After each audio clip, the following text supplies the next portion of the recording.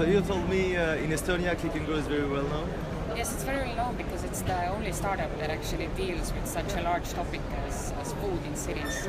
Okay. So we started with smaller projects because what makes us very unique and special is that our technology is very different from the solutions out there. So most urban farming technologies are built on hydroponics. Yeah. Which tends to have its limitations. So it still requires a lot of water, it still requires a lot of maintenance. You need to have a person who adds the nutrients. It's not a very closed circle. So in that sense, our technology is very, very different. And when we finally understood that our technology has a lot bigger potential than the smaller smart gardens that we do, we started actually investing a lot of money into building these farms, because our technology is very different and it's very easy when you compare it to hydroponic systems, because it works a lot like Keurig capsule coffee machines. Okay. All right. Yeah. So basically, instead of like coffee pods with different flavors, we have these soil pods that have seeds inside, nutrients inside. So basically all you have to do is rotate it. You put it inside the farm. Yeah. All you have to do is fill the water tank underneath. You can plug it into the central watering system, so basically you can just leave it. Yeah. The farm knows exactly how much water each plant needs, Okay. and it has lights, you leave it, in a month you will have fully grown plants. Okay. It takes a month to go from here. From this to this, yes. A month. Yeah, Is 4 weeks. the whole system already knows the plants? Yes, Can you add plants? yes. Some plants that are not here at the beginning, and then you can, like, I don't know if it doesn't grow, there is scale. But if I want to grow something that you didn't think of, can I? Yes, absolutely. So how we have solved it right now is that we have pre-launched 40 different plant capsules. Okay. We have salads, we have fruits, we have vegetables, we have even flowers, we have trees. And then we also have these soil pods without seeds. So basically if you want to grow something we don't offer, you add your own seeds. The pod still has nutrients, Okay. and you put it in and it still grows. Where do you find your seeds? We source them. I don't actually know because our gardeners work on that, but they are eco seeds and they're professional grade. Okay. Yeah, and they're not glued, so they don't have any glue on it or anything like this. Because in soil pods, it's very often, it happens very often that the soil seeds get like shaken, Okay. so they fall out. Okay. Yeah. Okay. But our seeds are inserted so deep that it doesn't happen. Nice. And in which country are you most developed? What is your target? More cities, public cities? Cities, definitely, because we develop indoor gardens. Yeah. It only makes sense if the farms are close to where people are. Yeah. So because if you start transporting it, it's not very efficient anymore. Yeah. So how we see it definitely is that every warehouse, rooftops, everything should be covered in farms, urban farms. All right. So your main target is citizens, Yes. and then companies and NGOs, schools, restaurants, everyone who uses a lot of herbs and fresh food, but currently sources them from very distant locations. Yeah. what kind of job is there in your company? I mean, is there some jobs that are completely new? That's a good question. I think definitely we have soil engineers, which Alright. for me, yeah. when I joined, was the absolutely first time I heard about a position like this. Yeah. Okay. So we have material scientists working on the consistency of the soil, because the soil pods are 100% biodegradable, so you're not creating any waste. Okay. So when you throw it away, you can just throw it into the trash or replant it into Compost regular it, soil, or compost it, absolutely, yeah, compost it. So that's definitely one of the positions that, Okay. if I think about it, there's probably a lot more, but for me they've become so common now after 3 years that I don't even. How big is your company now? We have How many around employees? 35 people with the university team, because we work with university.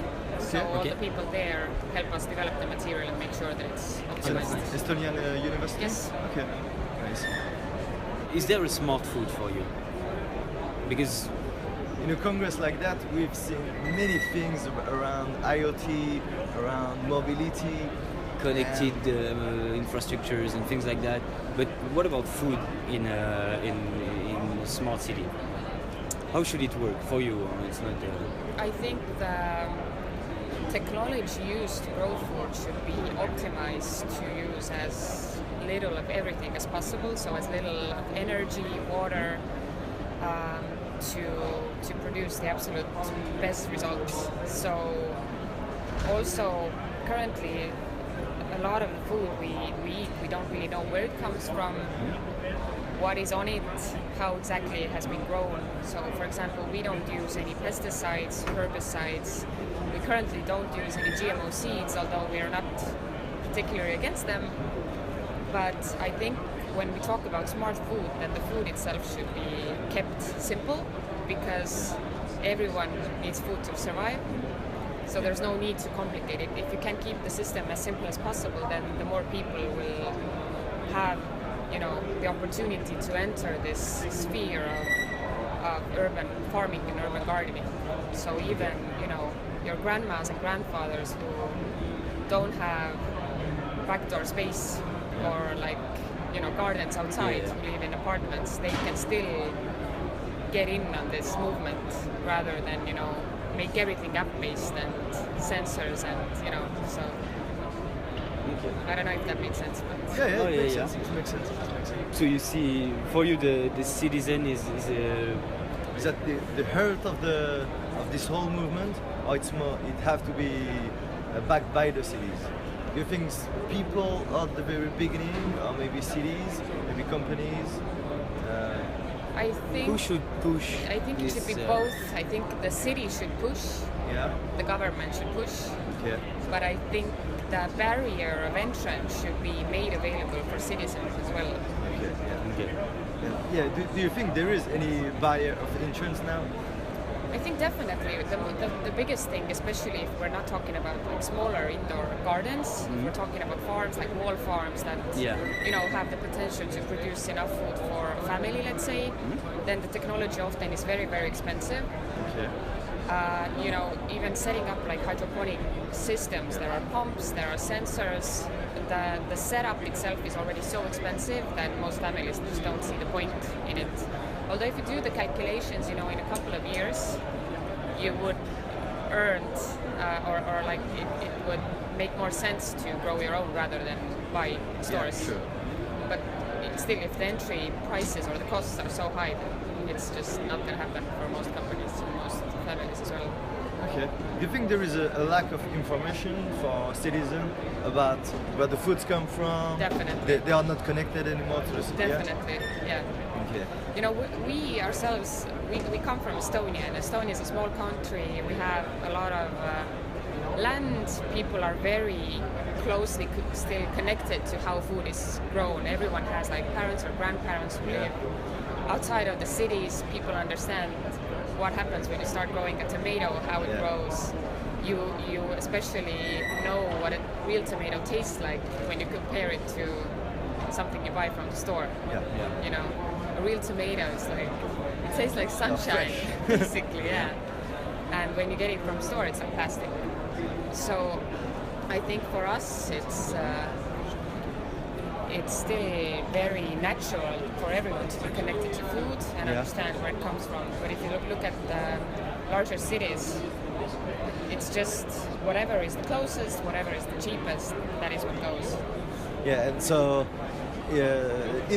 with the university you work with, is there an education program for growing food, or because I'm not sure young children now in Barcelona or in another city know how to grow food. Should they know? Definitely, they should know. But I think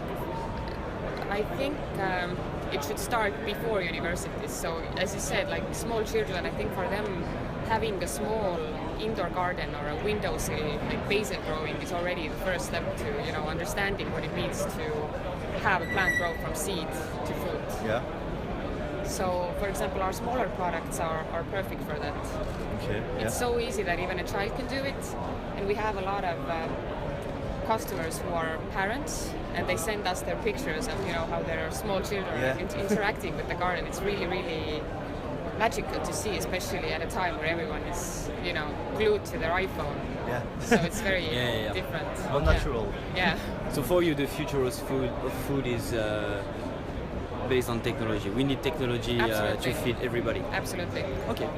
Do you think the cities itself can be self-sufficient, or it still have to work with the farmers outside the cities, or do you think like inner cities can be enough?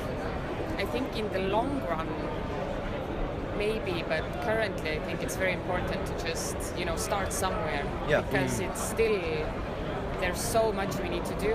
There's so much money we need to still put into education for people to even understand how bad it is actually with agriculture, and how bad it is with the land today, and what the position is that we're in these days. So I think without technology we don't really even stand a chance anymore in the long run. And if for example we build a farm with only things like this, or your colleague showed me the bigger projects, if you build a farm like that, how much employment you think you can create? I mean, is there? It's only a screen you have to touch, so is one person enough? Or do we need? Is it a real company? If I build a farm with only your products, can I build a real company? And Can I do it myself? No, I You need can, people. like our systems are meant to be very, very cost efficient. Okay. So yes, you can do it basically by yourself. These systems don't really need any maintenance. All you have to do is check in sometimes that everything works and harvest the plants, and that's it. Okay. So in terms of job creation, it's not the best solution, but isn't that where all industries are heading these days? Yeah. But at least you create good food. Yeah. That's it. Okay. Okay. And can you adapt the structure? If I want to create like inside a building, not a working office, and you can put a bit of this somewhere in Yeah. every room. Yes, you can. Yes, these are all customizable, so basically you Okay. can build it in the size you want. As my colleague probably showed you, you can make it into like this huge Yeah. industrial Yeah. farm, Yeah, sure. or you can just make like one shelf, whatever you want. Okay. And you send us the product, or is there someone from the company who's coming and analyzing the place, saying this is possible, this is not? Our company sends people to set it up, Okay. but everything else is like doable on via internet. So basically, you send us the measurements. Okay. You send us a picture of the space you want to put it in. They tell you what will be the best solution for that space, and then they come and set it up. Oh, they set it up. Yeah. So it's not IKEA. You don't No. go home with your and build a farm. Although you could probably set it up yourself, because the setup itself is also very easy, but just to make sure that everything is connected. So the Yeah. first, Your purpose Yeah. is that it works. Yeah, You exactly. have to work properly. Okay. Okay. Good. Yeah, I think we're good. Thank you. a lot. Thanks a lot. Huh? Thanks a lot. lot.